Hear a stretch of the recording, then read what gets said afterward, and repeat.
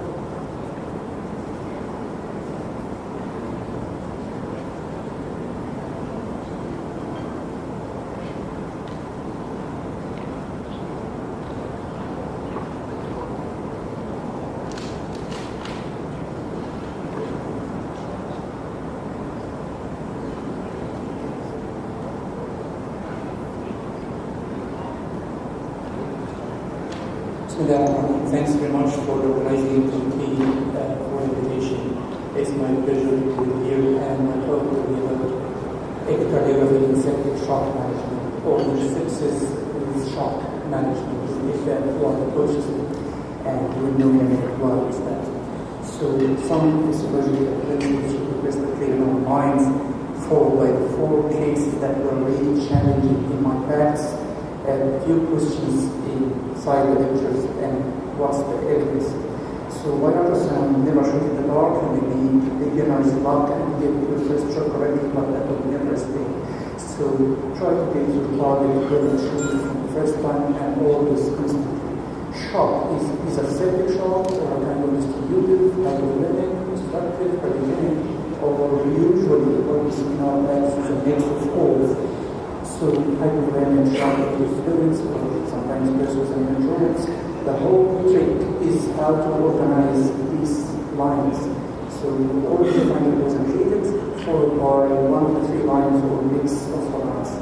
So previously, in the previous evidence, we have been convinced that give more fluids to make the kidneys happy on the expense of the lungs. If you give less fluids, to keep the lungs happy on the expense of the kidneys. The current evidence is increasing and evolving nowadays that even if you give more fluids, increasing the intra-renal pressure will impair the renal perfusion. So the more fluids you give, you may enter the kidney. So again, fluids are drugs, and you need really to know what to give, how to give, when to stop. That's the truth. So now, if you give more fluids, kidneys suffer, lungs suffer, but you are satisfied because you're keeping your renal pressure in the good range. So Swangas was the gold standard in the past because it achieves many goals: intravenous pressure, pulmonary artery pressure, occlusion pressure, cardiac index, elastic resistance, it takes all the tools and can diagnose it and treat. You need to know that there's a high incidence of diastolic dysfunction in sepsis. And the most killer is grade 1 diastolic dysfunction as per one study. Diastolic dysfunction, there's no clinical clue that can tell you about it. You need to know about the volume pressure relationship, which is really impaired in diastole. It's really impaired in case of diastolic dysfunction. So you need to know and evaluate that with somehow. So the only available tool in that is the echocardiography nowadays, and this is the EP prime and grade 1 diastolic dysfunction. You assess that on a mitral flow, easy to do it. You need to know which curve of the starting curve our patient is dealing with, or our patient has. So which point of the curve, that's the tricks, that's the physiology, and this is the principles. I'm here to present 4 tricky cases that the manipulation of the 3 drugs, fluids, glucose, and pressure make really a challenge. So the first case was an 87-year-old male with a septic shock due to tertiary peritonitis. He came to the ICU post-operatively. He was previously ill, there was no cardiac issues at all. He had an open laparoscopy resection stenosis and this is refractory septic shock with hyperlacticemia. This lactate was 9.8, it was a noradrenaline of 40 mics and adrenaline of 20 mics per minute, and he had an acute kidney failure, and during this fight, 6 liters of fluids were given in suspicion theater. So they received all the lines, fluids, electrodes, and pressure, and came to ICU in a shock state, profound shock. Echocardiography showed there is no obvious valvular heart disease. He has a hyperdynamic left ventricle, small RV, good systolic function, systolic function grade 2, which was still normal, followed by stroke volume variation and LVOT presented by my colleague Hadim Shura, showing that he is a fluid responder. You see, this is 4-chamber view showing he is really a fluid responder. Hyperdynamic left ventricle. E prime showing either normal or subnormal. I discovered as per E prime termination and short E prime rate, that's a pseudo-normal. A third image down, it shows that he is fluid responder as per stroke volume variation or LVOT VTI variation, respiratory variations. So now the challenge is what to do. So I consider that adrenaline in this scenario, because the tachycardia induced by adrenaline is the major issue. So I decreased the adrenaline because we have a hyperadrenalic left heart. I actually stopped it and then remeasured again. So I found that his EA changed from grade 2 diabetes function in grade 1. At this stage, I was okay to give fluids. Otherwise, it would be very misleading if we give fluids on grade 2 diabetes function. It would flood his lungs. And in this moment, we consider him is overloaded while he's actually not. Then, more fluids were given on slow volume variation, and he received blood, some thresholds and plasma because it was cardiopathic and bleeding. And in the next day in the morning, 14 hours later, he was really normalized up to extubation. 8 hours from presentation to ICU, 14 hours from presentation to theater, he was extubated. And the surprise, I repeated his echo, showed normal echo study 48 hours later while he was not on any pressors or electrodes. So the systolic dysfunction grade 2 was induced by tachycardia and sepsis and acidosis. So you need to know what you're treating. Take-home message, high heart failure with a preserved ejection fraction is always best because there's no clinical clue. Echo helps to care on the fluids, electrodes, and pressures. Extravascular lung water correlated with high mortality, so avoiding prevention is better than cure. Second case is Mr. J.K. is a 24-year-old man with a history of COPD, developed pneumonia, presented with infected COPD observation and atrial fibrillation. DC shocks were given because of hemodynamic compromise, failed 3 shocks, followed by mineral infusion, and also failed to convert him. He was intubated due to worsening shock, hyperlipidemia, increasing troponin, while his ECG showed no significant changes. His echo report 2 years back showing normal systolic function, no left ventricular hypertrophy, and abnormal relaxation. Okay, that's the echo here. This is spot diagnosis. His echo was showing impaired left ventricular contractility, stunning of the left ventricle. Just the free wall is contracting, troponin was leaking. Was it really an MI? There was no ECG changes. Cardiologists were involved. He was happy enough. This is normal myocardial infarction. This is the parasternal short axis view, really impaired left ventricular contractility. By the way, this patient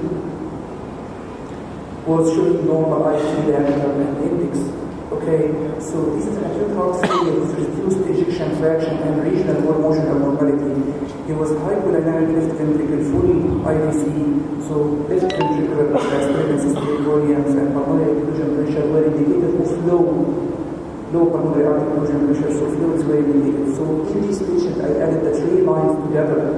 I added noradrenaline, isovitamin, and fluids a liter. So here you see the 3 lines all together.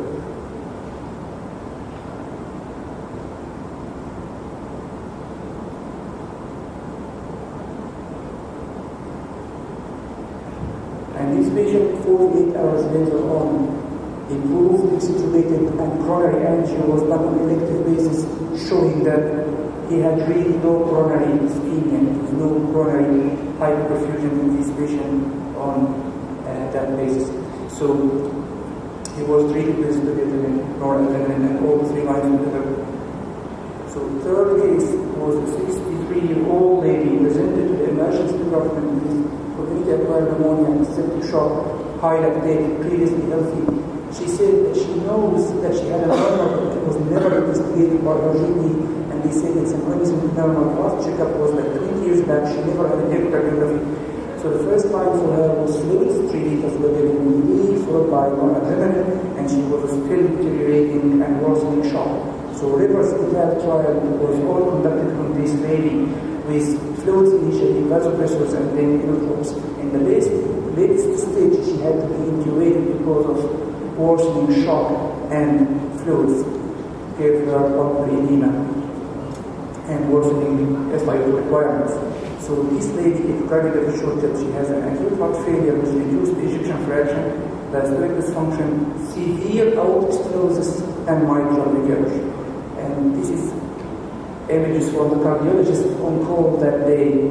So aortic stenosis, sorry for the whole quality of the images, she was not really echogenic, but this is severe mitral regurg. So it worsened by the fluids, worsened again by the vasopressors, and this is the tricuspid gradient across the tricuspid valve showing pulmonary hypertension. This is the professor of cardiology in the Nursing University Hospital, and he said, this is an acute diastolic heart failure with shock physiology, which is wet, cold, severe left ventricular dysfunction, systolic and diastolic, severe mitral regurg and pulmonary arterial hypertension, and I strongly disagree with the initial management this lady had. So she improved with weaning of noradrenaline, adding just a weak pressor, which was phenylephrine, and adding metronome and diuresis, aggressive diuresis.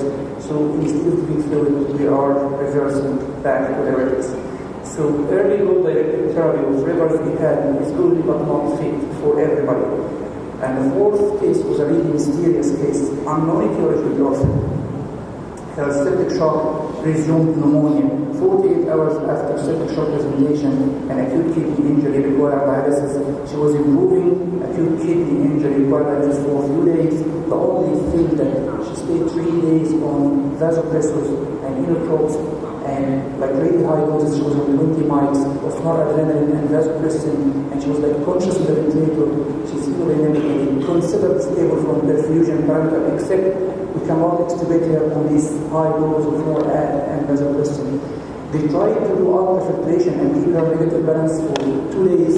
She did not improve, and they gave her more fluids, and she did not improve, and we need the pressure, so there was a mystery behind. So we did the echo, and we found it a normal echo, good left ventricular systolic function, good diastolic function. IVC damage says that she is not really in need for fluids. It was really mysterious. I think there was something else. I said, let's think out of the box, and we thought about adrenal insufficiency rather than cortisol level was sent for her. She was really Edison crisis. She had steroids in the first couple of days, why she did not present with hypokalemia, hypernatremia, because she was on continuous intravenous hemodialysis, which kept her electrolytes always in the normal range. It was a bit tricky. This lady received 3 doses of steroids and leaving the NORAD and vasopressin, and she was extubated 24 hours later, hemodynamically stable with an endocrinology for all. So the evidence currently is at jury. There is coming new evidence. Nothing fits all. You have to know what you're treating. The report can be applied, but early goal-directed therapy can be tailored according to the patient needs. Thanks for listening. Thanks very much, and thanks for the invitation.